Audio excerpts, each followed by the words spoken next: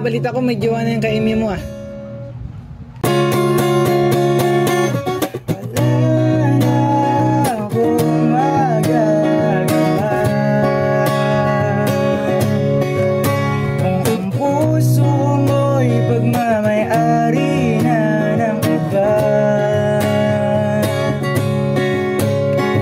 Di ko man lang naisip na ganito ang ating dulo.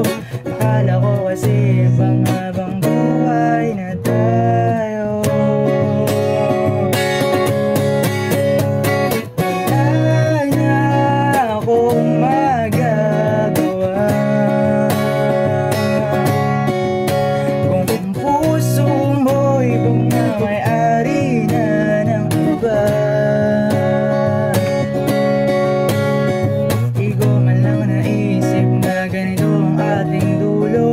Akala ko kasi pang-habang